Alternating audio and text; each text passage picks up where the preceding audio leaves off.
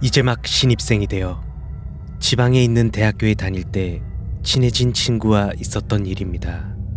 신입생 때 이리저리 술자리가 많았는데 전 술을 못 먹는 탓에 항상 술자리에서 이야기만 들어주고 차로 친구들을 집까지 데려다 주고는 했습니다.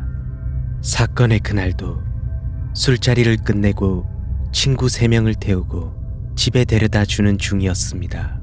두 친구는 무사히 집까지 데려다 주고 마지막 남은 친구, 이 친구는 학교에서 집까지 꽤 거리가 있었습니다. 술에 취한 친구는 데려다 주는 겸 자기 집에서 자고 가라고 해서 뭐 그럴까? 그렇게 생각하고 친구 집으로 출발했습니다. 저는 이 지역으로 온 지 얼마 안 된 상태라 길을 잘 아는 것이 아니었기에 내비게이션에 친구 집 주소를 찍고 가는 중이었습니다. 꽤 멀구나. 친하게 지낸 지 얼마 안 된 친구라 잘 아는 것은 아니지만 제법 넓은 집에 살고 있다고 들었습니다. 그래서 흔쾌히 자고 가라고 한 것 같았습니다. 한참을 달리는데 점점 시외로 벗어나고 있었고 친구는 보조석에서 술 취해 혼자 중얼거리고 있었습니다. 이 자식이 술 먹고 맛이 갔나? 내비게이션의 안내를 따라 계속 운전 중인데 점점 시골길로 진입하면서 어두워지고 띄엄띄엄 있는 가로등을 보는데 조금 무서웠습니다. 공포영화도 잘 못 보는 저는 겁이 좀 많은 편이긴 했습니다. 반대편에서 지나가는 차도 없고 뒤로 따라오는 차도 없고 조금 지나니 해안가 쪽으로 난 구불구불 이어진 길이 있었습니다. 뭔가 을씨년스러운 분위기. 집도 띄엄띄엄 보이긴 했지만 불도 다 꺼져 있고 점점 겁에 질려서 운전하는데 다시는 여기 안 온다. 그 순간 전방에 커다란 사람처럼 보이는 검은 물체가 보이는데 너무 놀라서 급브레이크를 밟았고 차를 완전히 세우고 앞을 보니 도로 옆으로 큰 나무가 있었습니다. 와씨, 깜짝이야. 사고 날 뻔했네. 그런데 사람 아니었나? 잘못 봤나? 놀란 마음을 진정시키고 차에 다시 올랐고 옆에서 술에 취해 있던 친구는 이상하게도 전방의 시선을 고정한 채로 저 나무 이상하네 그 한마디를 하더니 이내 말이 없었습니다. 그러고 다시 내비게이션의 안내를 따라 운전을 시작하는데 옆에 있던 친구가 갑자기 목소리를 낮추더니 속삭이듯 말하는데 이 길에는 말이지 여러 가지 이상한 이야기가 있어.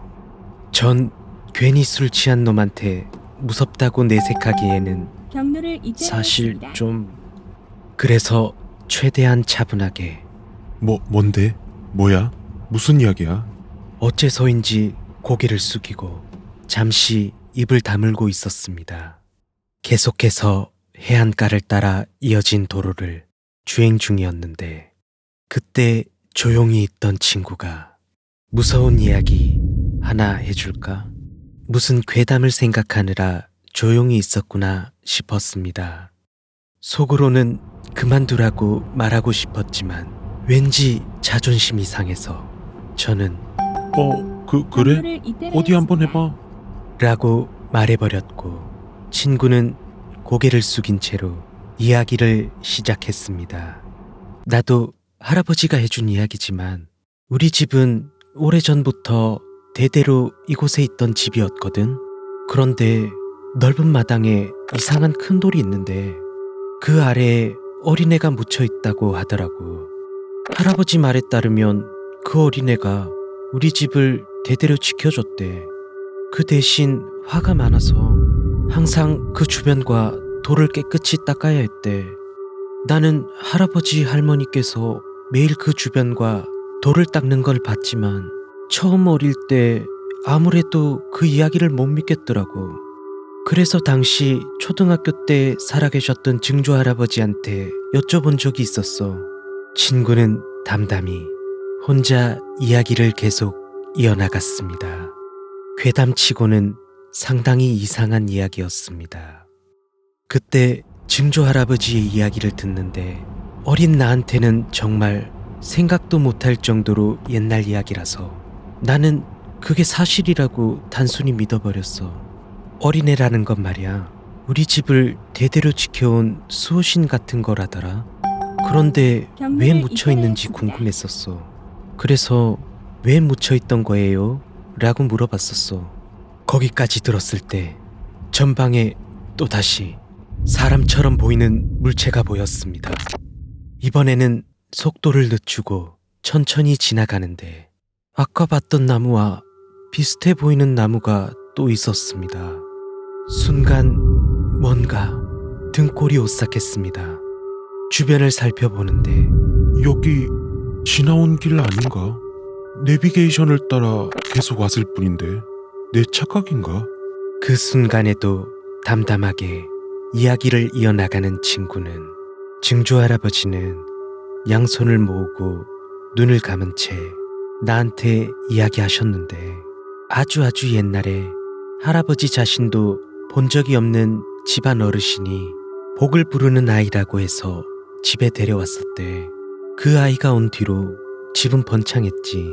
하지만 그 아이는 아무리 잘해줘도 계속 도망치려고 했다는 거야.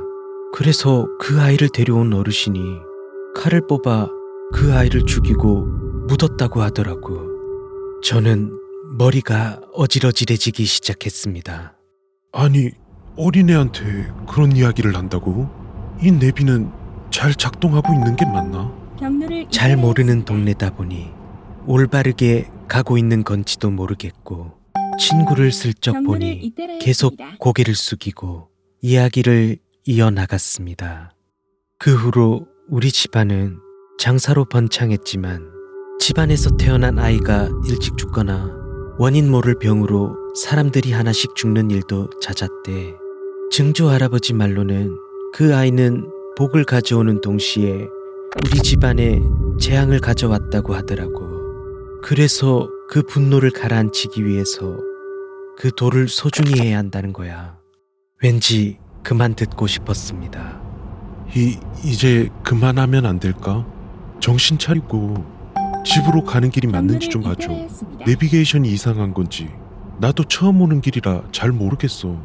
뭔가 계속 빙글빙글 돌고 있는 느낌. 그 옆에서 알 수 없는 이야기를 하는 친구.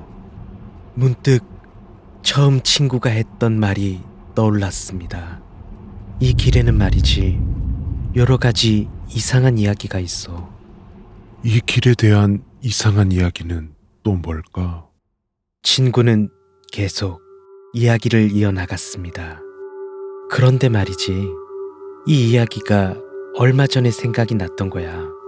그 당시 어렸던 나한테 진지하게 이야기하시던 증조 할아버지의 모습을 보고 겁도 나면서 믿었지만, 시간이 지나면서 그 이야기를 믿기보다는 그냥 그 밑에 진짜 묻혀있는 게 맞아?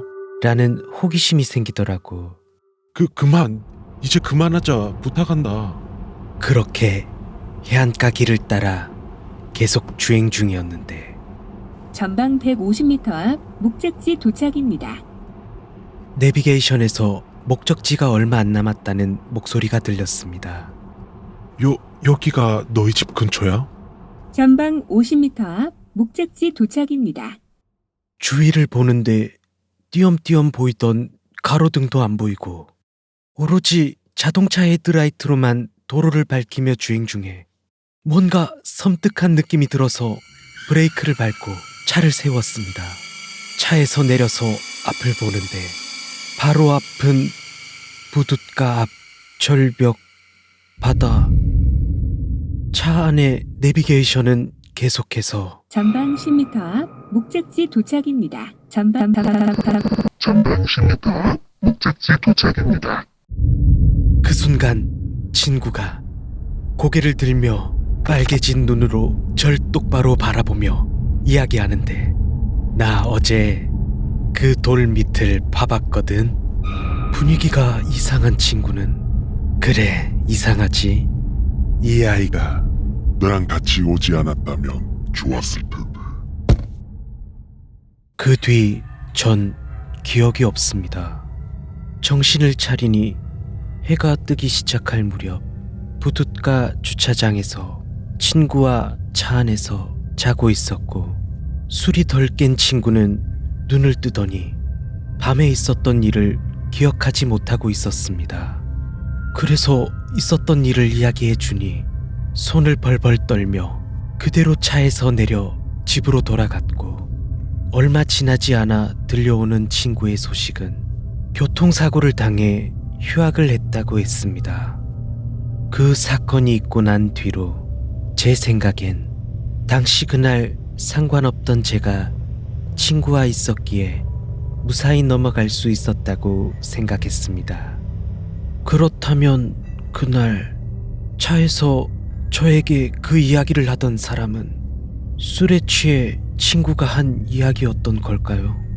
아니면 묻혀있던 아이였던 걸까요?